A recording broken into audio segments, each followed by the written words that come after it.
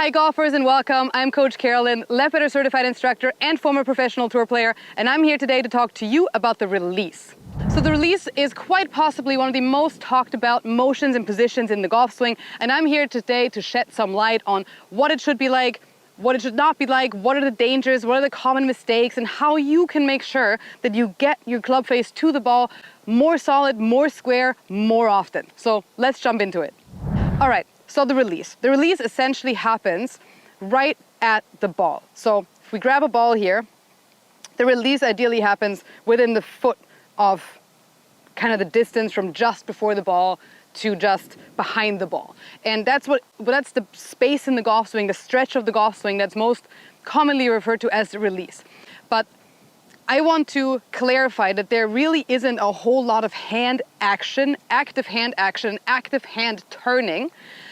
There's passive rotation in the impact and in the release, but there is no active, or there should not be active hand motion. And I'm going to demonstrate this for you. So this is kind of the baseline. This is setting the bottom line of what we want here and what we're really talking about. As you're getting into impact, there obviously is club face rotation, but at no point is there just the active hand rotation down here at the bottom of your swing. The hand rotation actually happens way past the golf ball. It happens here. This is where when you look at all the tour players, this is when you start seeing actually rotation of the hands and the wrists and then going into the finish. You do not see active hand rotation down here unless you're massively flipping the club face, of course, right?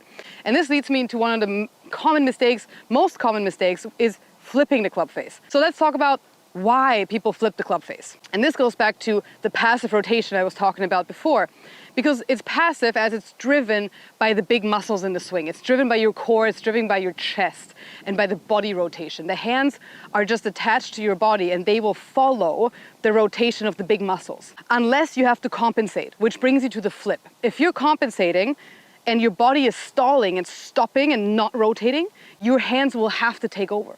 And that's what happens with a flip, which is this active hand rotation that we want to avoid because it's very inconsistent. It's really a complete guess on timing when people do this, because you cannot control this every single time. You cannot control a flip and a fast compensated rotation consistently. There's no way, no matter how good you are. And obviously better players who have slightly more active wrists in the swing, they've done this over years and years and years, but I can promise you those are not the most consistent ball strikers on tour. So what we want to achieve is understanding, number one, that our hand rotation and our hands are following our body rotation. So it's really important to understand that at impact and at this release point, really the core, see this, how the core is driving this, and I'm not actually, the face is squaring up here. My face is square, but it's because my core is turning. It's not because my hands are actively rotating.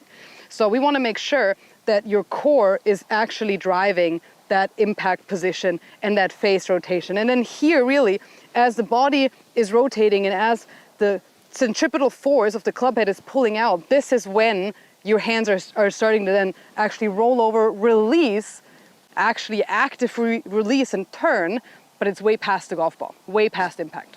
I want to show you a good drill that will help you get that understanding of body rotation to hand rotation in a passive and correct way. So we're going to take our club and we're going to lift it up to 90 degrees like this. And then we're going to swing back and pretend like we have our golf swing on this 90-degree plane, and we're going to fold our right elbow right here. And then we're going to just throw that club head to the front by body rotation. So now rotate with your chest to the target and keep it on that same plane. Do that again. See how my hands are not actually rolling over? Because if they were to roll over here, it would just be like that. But that's a super bumpy, like nobody does this, right?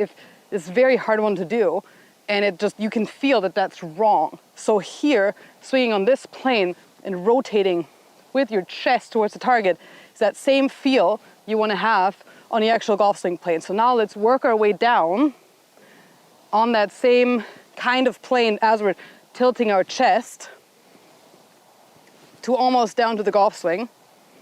And that's really going to give you that feel of rotating and steering and driving that release rotation from your core. Now let's put this into actual action and let's put this into a golf swing. So I'm gonna feel like I'm throwing my club head towards the target, and I'm going to really drive that rotation with my core.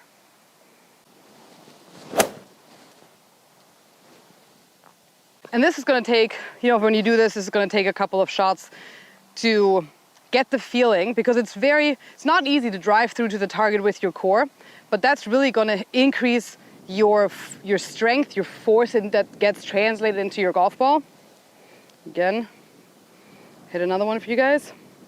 This one wasn't bad, but we can do better.